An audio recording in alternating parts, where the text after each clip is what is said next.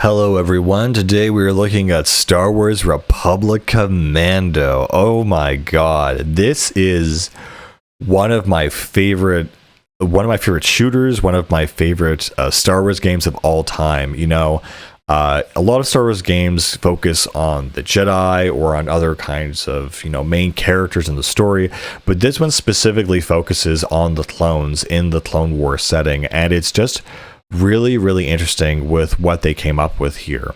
This isn't the best shooter in the world, but it's a very competent and better than a lot of them.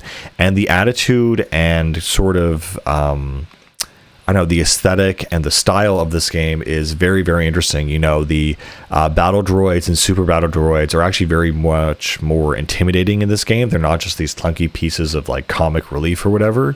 The super battle droids themselves are actually very intimidating because they take a lot of damage to take down, and you feel a lot more vulnerable. But what people kind of remember this game for is a bunch of very unique mechanics that I really haven't seen done again, where essentially you are part of Delta Squad, and so you have, you're the boss, and then you have Sev, Fixer, and Scorch, who essentially are the three other members that have their own specialties. One of them being door hacking and hacking in general, the other one being demolitions, and the last one being sniping and takedowns and assassination. And it's really cool that they just don't throw you into the action. They kind of have this this prequel thing where you're actually showing the clones growing up on Geonosis, and it does give you a little bit of a preview of the combat, because you have literally a simulation where you are fighting the battle droids in a simulation, and you kind of get used to the mechanics a little bit in that moment, but they kind of try to immerse you into the entire culture of the clones and their life in Commando, and what the Brotherhood and the squad means to each other. And so you're raised to basically be a soldier. You're raised to be this fighting force that is super deadly, and you really feel that with the few and fast opening cutscenes. And then it kind of shows the clones getting into these drop ships and dropping into Geonosis from episode 2. The game is divided into 3 main levels, one of them being Geonosis, the next one being this like Trandoshan spaceship or something, this slave ship, and then finally you go into this world where it's kind of, I think it's Kashyyyk at night, if I recall, and it's a big industrial kind of complex. And so you're going to go from these 3 main environments, and you're basically going to progress and uncover the story and build your squad essentially. Another cool thing is that your main blaster is basically a fully automatic rifle. However, you get attachments for it that turn it into other weapons. So you can turn it into a grenade launcher, a sniper, or a shotgun. And so it's really cool how you can adapt your rifle to the different situations, different ammo types, and whatever. The main mechanic that happens in this game, though, is that with your squad, you can command them to do certain things. So you can say to take up certain positions, behind cover. You can tell them to take up a sniping position versus a, demolitions position or a grenade launcher position. You can say, to stop certain actions or, rally to you. If you are kind of knocked down or you take too much damage, you'll be downed. And this is kind of the early days when this was new, where if you are down and your allies can get to you and defeat the waves of enemies, they can actually get you up and give you Bacta. And that was really cool. Again, you have kind of a shield and health in this game, and you still kind of don't really have a great regen system. So you'll find these Bacta canisters on the walls throughout a lot of your journeys, in which you're going to have to basically heal up and continue your the progress of the game. Again, you can also point your squad mates to very specific points on the map, or tell them to take up those pre-directed things that will show a hologram of their character standing in front of a door or a ambush spot, and they will go directly to that area and do as they're told. It's kind of really cool how basically you land on Geonosis and you are stranded from the rest of your squad, and you have to reconnect with them and basically regroup and kind of as you get reintroduced to your squad, you get to a feeling for their personality, their skill set, and also their kind of role in the story. In the first level, you're going to fight Geonosians along with battle droids and super battle droids. The battle droids themselves are going to become... And so you always will be fighting battle droids or super battle droids or even droidicas throughout most of the campaign. However, each level has a specific special kind of race or class. So obviously in Geonosis, you will find Geonosians. When you go into the ship, you're going to be finding Trandoshans, who are like a dinosaur-esque type of race. And they're going to have their own kind of cool arsenal. They have a Trandoshan shotgun and all this kind of stuff. And overall, it's just a very cool aesthetic and style of game. Also, your squad mates have to have a lot of character and a lot of like depth to them. They're very funny. They have their own personalities, their own kind of dialogue. It really is a joy to play this game. You can also designate certain targets for your squad to attack. And so I've played other squad-based games like SOCOM or, Rainbow Six or things like that. And while those are very tactical, they're not very fun because they are very realistic.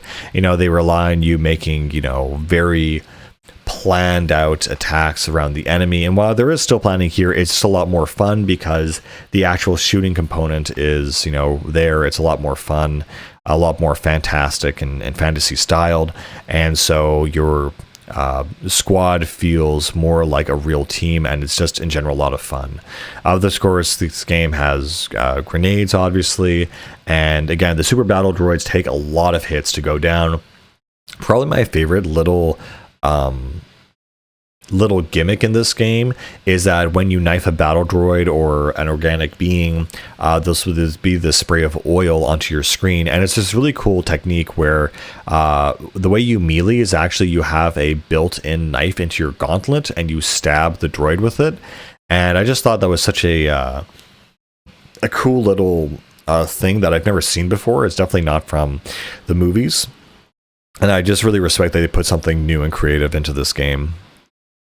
Again, aside from that, the entire tone of this game is that everything that was super easy for the main heroes of the game is super difficult for us. It reminds me a little bit of ODST in the sense that, you feel a lot more vulnerable. The normal things like battle droids are a lot harder to take down. And it just gives you a different perspective and context in this universe. And I think they pulled it off really, really well. Again, you're going to get very familiar with your different squad mates and even their numbers as you're going to call them out as 4-0 and 6-2 and etc. And again, I think the main thing that people also remember from this game is the main theme. It is just so freaking cool. It has this big kind of male choir chant called Balcote about the eternal glory of the clones, which is kind of, a callback to the Mandalorian culture. And so this game just goes really hard, really deep. It really does not, how would I say, mess around. It really creates a very distinct style and culture that the clones are a part of. And I think the one kind of thing that also people remember from this game is that by the end of the game, basically you need to leave behind, you need to take down the orbital assault cannons to begin the assault in Kashyyyk. And one of your squad members actually perishes in the final moments of this game. And you really feel the loss of this character because you're like, oh, we could go back and get him or something and we could save him, but you just can't. And it's this really heart-wrenching moment where you've been through so much together as a squad, and at the very end of the game you lose one of your main squad members, and it's so shocking and so ridiculous, and you wish you could stop it or whatever, but you can't. Again, I think this game came out before episode 3, so they kind of had this preamble where it's like, oh, learn about the context for episode 3 and all this other stuff, where basically it's the fight before Kashyyyk, and so it doesn't ruin the lore or the continuity of anything.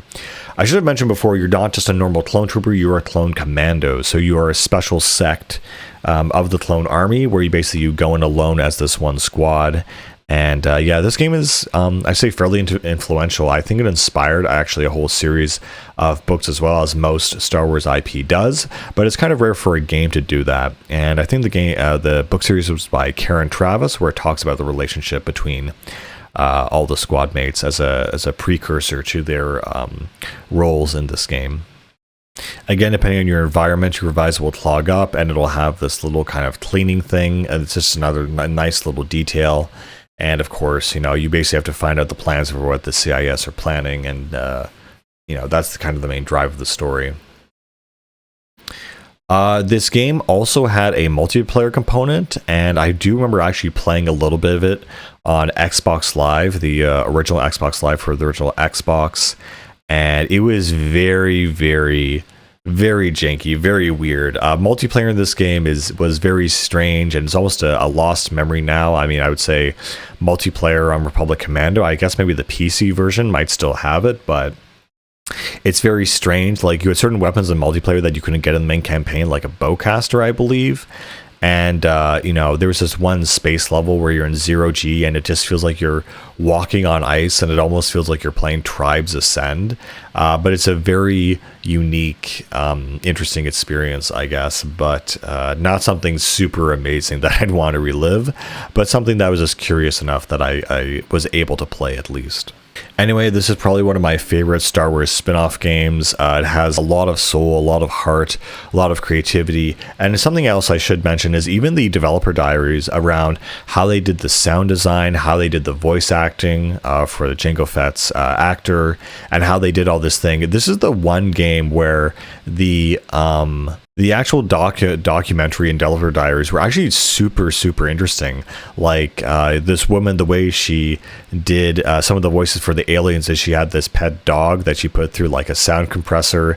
The sound of the Geonosian kind of weapons. She had this weird clacking thing that she used to record the sound on. It was actually one of the most interesting developer documentaries and videos I've actually ever seen, where I was actually really interested in game development from this game. And that also brings me to the last part I forgot about this game is they also have like I forget if it's in the credits, but they have like a rock song by this band called Ash, and it's called Clones, and it's honestly kind of a banger, and it's just so peak to mid 2000s to have like this shooter and then to have like a Linkin Park-esque rock song as part of the identity of the game.